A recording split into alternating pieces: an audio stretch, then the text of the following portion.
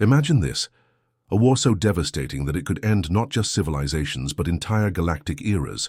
Planets turned to cinders in the blink of an eye, stars collapsing, not from the slow hand of time but from something else, something designed to unmake creation itself. The battlefields of the Orion Arm were once a place of strategy, tactics, and warfare, fought with conventional means, even if those means involved planetary bombardments and fleets the size of continents. But then, everything changed. Rumors whispered through the void like the echoes of dying civilizations. A weapon had been built, a battleship unlike any before it, the Dreadnought of Doom, a name spoken in hushed, terrified voices by those who had seen its wrath and lived long enough to warn others. If you could call what remained of them living, the first sighting came from the wreckage of the Vorin Dominion, a war-hardened race that had ruled their sector for millennia. Their armada, fortified, vast and armed with quantum disruptor cannons, was obliterated in a single instant, not destroyed in battle, not overwhelmed by superior forces, but simply erased. Survivors, if you could even call them that, were found drifting hollow-eyed and whispering of a void that had swallowed their ships whole. It didn't fire weapons, they murmured. It didn't even move, it just arrived, and then... Their words would always fail here, their minds unable to grasp what they had witnessed. It wasn't just firepower that made this ship a legend. It was the way it broke the laws of war, the laws of physics, the laws of existence itself. But who built it? And why? Many believed it was a myth, a story crafted to spread fear among warring factions. After all, no intelligence, no spy networks, no high-ranking officials had ever seen it directly. Only the dying and the doomed, until the Ivaran conflict. A battle so large, so strategically vital, that no mere rumor could explain what happened there. A battle that would prove beyond doubt that the Dreadnought was real. The Ivarans were warriors by nature, their fleets disciplined and armed with some of the most advanced shielding in the galaxy. When their homeworld came under siege, they summoned every last warship, every battle station, every dreadnought they had. They knew that if they fell, the balance of power in the entire quadrant would collapse, and then it arrived, not through hyperspace lanes, not detected by any sensor grid. No gravitational anomalies preceded its coming.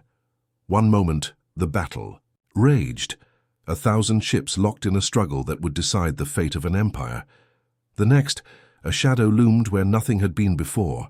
The Ivaran High Command barely had time to process what they were seeing before. So it happened.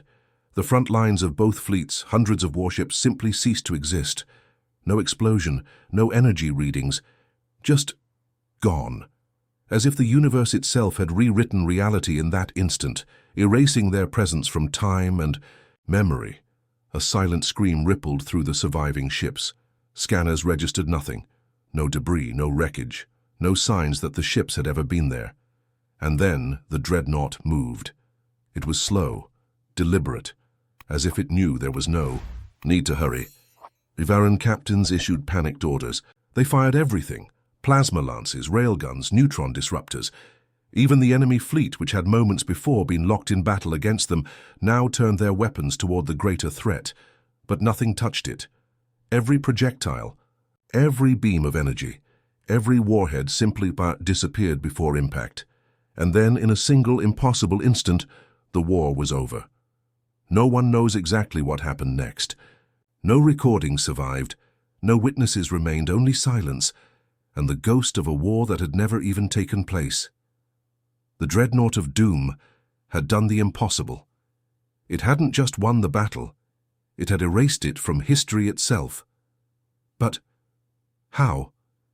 And why? And the most terrifying question of all, who or what was piloting it? The Ivaran conflict had been wiped from existence, as if it had never occurred. The most powerful fleets in the quadrant, gone without a trace. No wreckage, no evidence. Only a void where thousands of warships had once fought. But that was just the beginning. Word of the Dreadnought of Doom spread like wildfire across the galaxy. But there was no way to verify its existence. Every trace of its destruction left. No bodies, no battlefields, no echoes in time itself. Historians found themselves questioning reality. The records of the Ivaran War began to unravel. Official archives showed nothing. Whole segments of history had been rewritten. The galaxy's collective memory had been altered, leaving only fragmented whispers behind. And yet, there were survivors. Not many. Just a handful, scattered across distant colonies. They were not soldiers, not warriors, not even involved in the war itself. But they all had one thing in common. They had seen the Dreadnought arrive. The first was an old engineer working on a mining station, orbiting a dead moon. He swore that he saw the ship before the war began, before the battle even happened. It was just there, he mumbled, eyes hollow, hands shaking. Like it had always been there, waiting. Another was a deep space navigator stationed on a relay station light years from the battlefield. She was monitoring long-range transmissions when, for a fraction of a second, everything went dark. It wasn't like a blackout, she whispered. It was like the stars themselves had disappeared, like something was rewriting reality right in front of me. And then there was the child, a 10-year-old boy found wandering alone in a derelict escape pod adrift in the void. No records of his origin, no signs of who had sent him. The only thing he remembered, he was a voice. The war never happened. The scientists who studied him found something even more terrifying. His DNA was wrong, not mutated, not altered, just subtly out of sync with the universe, as if he came from a reality that had never existed. The implications were horrifying. The Dreadnought of Doom didn't just erase wars. It rewrote existence itself. But if that was true, then where had it come from? That's when the Xiphos archives were uncovered. Buried deep within the databanks of a forgotten civilization, the Xiphos archives were encrypted files found in the ruins of a dead world, a world that had once been a thriving empire, yet now had no history, no name, and no reason to have ever existed. The files contained schematics, logs, warnings, and one phrase, repeated over and over again in 1,000 different languages: "Do not speak its name." The schematics were impossible. The materials required to construct such a battleship did not exist in this reality. The power source untraceable. But the logs were even more disturbing. The files claimed that the Dreadnought of Doom was not built. It was found, drifting beyond the known edges of the universe. A relic from a civilization so advanced, so utterly beyond comprehension, that they had not only mastered war, they had learned to erase it. But there was one log that stood out above the rest. A final warning, written by a scientist whose name had long been forgotten. "We thought it was a weapon. We thought we could control it. We were wrong. It does not serve war. It does not serve peace. It serves something else, something older than time itself." And then, the final line, scrawled hastily as if written in desperation: "It is not a ship. It is not a weapon. It is a verdict." The galaxy had always believed war was a struggle between the powerful, a test of dominance, a means to an end, but the Dreadnought of Doom did not fight. It judged, and once it had made its decision, there was no appeal. What if war itself was a crime? Not by moral standards, not by the fragile laws of civilizations, but by something greater, something woven into the very fabric of the cosmos, an unseen force that judged the fate of entire species, entire empires, and the Dreadnought of Doom was its executioner. For centuries, the known galaxy had believed in a singular truth: war was inevitable. It was the natural state of expansion, of conquest, of survival itself. Empires rose and fell, civilizations waged endless battles over territory, resources, ideology. But what if that was a mistake? What if the Dreadnought's arrival was not a coincidence, but a correction? The discoveries in the Xiphos archives were only the beginning. Across the far reaches of the galaxy, hidden in the ruins of extinct species, archaeologists and intelligence agencies uncovered eerily similar warnings. Different languages, different symbols, but the same message: do not wage war. And in the most ancient of ruins, built by civilizations so old their homeworlds had crumbled to dust, they found something even more chilling: records of wars that no longer existed. Wars that had been erased, their participants wiped from the pages of time itself. It was as if these civilizations had been tested, judged, and found guilty, and then removed. This wasn't just about the Iran conflict. This wasn't about a single battle, a single war. The Dreadnought of Doom had appeared before, countless times, across millennia. Only now the galaxy was beginning to understand its pattern. The moment a war reached a certain threshold, a moment when the scale of destruction became irreversible, the Dreadnought appeared. It didn't negotiate, it didn't send warnings, it didn't offer a chance for surrender. It simply decided, and yet the most terrifying revelation was still to come. Among the fractured records, one particular log stood out. It came from the Kelrith Ascendancy, a long-extinct species whose war machines had once rivaled entire star systems. Their databanks had been shattered, overwritten by something unnatural, something that had wiped their history from time itself. But a single file remained intact. One transmission, an intercepted signal, a distress call. It was garbled, broken. But one phrase had survived, translated into 100 languages before the Kelrith had vanished from existence. A warning. It is coming.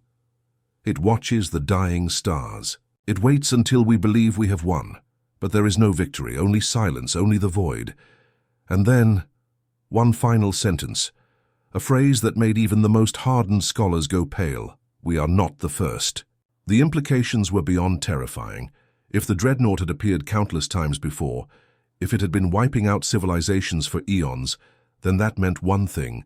The galaxy had once been full of empires far older, far greater than anything that existed today, and they were all gone, not conquered, not decayed, not lost to time, erased.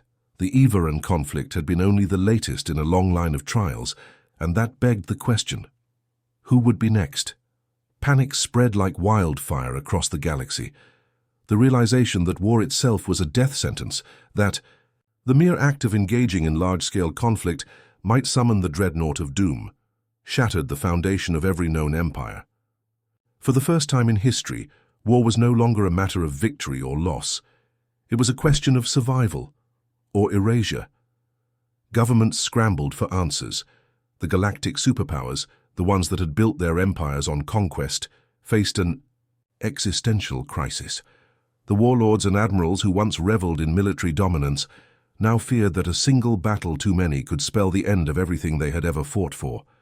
Some refused to believe it. They called the Dreadnought a myth, a ghost story designed to control the masses. But others, those who had studied the ruins, decrypted the ancient warnings, seen the evidence with their own eyes, knew better. They had one chance. A desperate mission was launched, a coalition of the galaxy's most brilliant minds, diplomats, and scientists, a last-ditch effort to uncover the truth. Their destination? The Silent Sector. It was a place beyond the mapped regions of space, an abyss where even the bravest explorers dared not venture. For reasons no one understood, nothing lived there. No colonies, no trade routes, no ruins, just an expanse of absolute emptiness.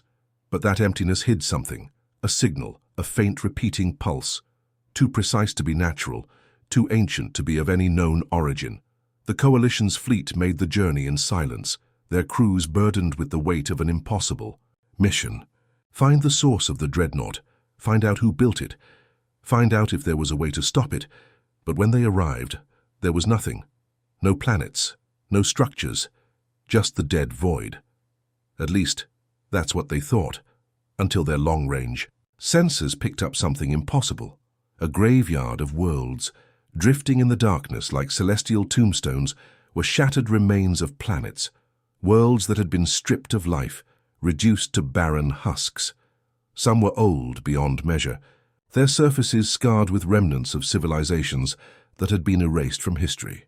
Others were recent, too recent, and at the heart of it all, something waited, something colossal. The fleet's sensors struggled to define it.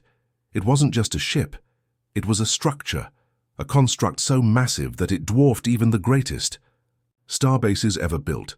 It was embedded within the wreckage of these lost worlds, as if it had been there for an eternity. But as the fleet drew closer, a chilling realization dawned upon them. They had seen this shape before. It was the Dreadnought, or at least one of them. The hull was covered in markings, symbols that defied translation, etched into a material that no known technology could identify. The surface was pristine, untouched by time, as if it had been waiting, watching. And then, the signal changed. A deep, resonant frequency reverberated through the ships, something ancient, something aware. The crew collapsed to their knees, clutching their heads as a voice, not spoken, not heard, but felt, echoed through their minds. You were not meant to find this place. The void trembled. The lifeless planets shuddered in their silent orbits, and in the shadows beyond, something moved, something vast, something that had been waiting for them. The fleet's commanders screamed orders, desperate to escape, to turn back, but it was too late. The silent abyss they had thought was empty was now filled with shapes, hundreds of them. More dreadnoughts, more verdicts. And in that moment, as the first ship was swallowed by darkness, as reality itself seemed to fracture around them, they understood the final, terrifying truth. The Dreadnought of Doom was not a weapon. It was a warning, and the galaxy had already run out of time. The universe trembled. Reality itself seemed to fracture as the dreadnoughts awakened. The silent constructs, long thought to be remnants of a forgotten age, were no longer dormant. They moved, not with propulsion, not with thrusters, but as if space itself bent to their will. The coalition fleet had no chance. They tried to retreat, but the very fabric of the void had changed. Their ships buckled, caught in a force that was not gravity, not magnetism, but something older, something absolute. Judgment. The minds of the crew burned as the voice returned, an unfathomable presence, speaking not in words, but in truths, that shattered mortal understanding. The trial is over. The sentence is passed. War is a disease. And then the final words, the last thing anyone in that doomed fleet would ever hear: cleansing begins. The first ship disappeared. Not destroyed, not obliterated, just erased. Its presence in space, in time, in memory itself, was gone. The fleet's logs registered that it had never existed. Even the panicked cries of its crew ceased to be. The others followed. One by one, vessels blinked out of existence, each one swallowed by the abyss. The captains screamed orders that no longer mattered. The scientists begged for reason where there was none. The diplomats tried to speak, to plead, but there was nothing left to negotiate. The dreadnoughts did not kill, they unmade, and then silence. The galaxy's last attempt to understand what the dreadnoughts were, where they had come from and what they truly wanted, had been met with absolute finality. But the nightmare was only beginning.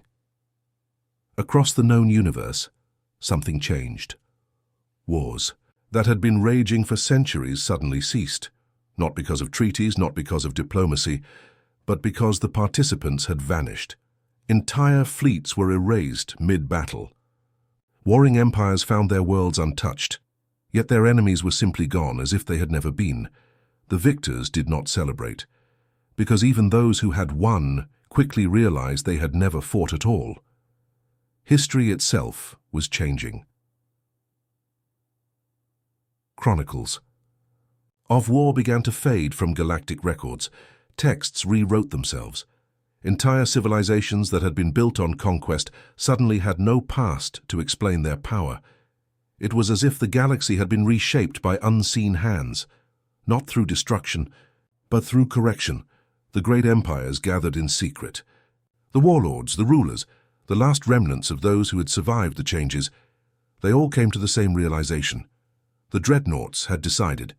The cycle of war was over, not through peace, not through diplomacy, but because the very idea of war had become impossible. It was not an armistice, it was a verdict, and yet, deep within the minds of those who still remembered the past, a terrifying thought remained. The dreadnoughts had not acted randomly. They had appeared only when war reached its peak, when destruction reached a point where it could not be undone. That meant one thing. Somewhere in the forgotten depths of time there had once been a final war. A war so catastrophic, so all-consuming, that the Dreadnoughts had emerged to end it permanently. And if that was true, then the Dreadnoughts were not just enforcers, they were survivors. Survivors of a conflict so vast, so absolute, that it had rewritten the fate of the universe itself. But what had they survived? What war had been so great, so terrible, that its remnants still haunted the cosmos? And most terrifying of all, was it truly over, or was something worse still out there, something the Dreadnoughts had been trying to contain? The galaxy would never know, because by the time it asked the question, it was already too late.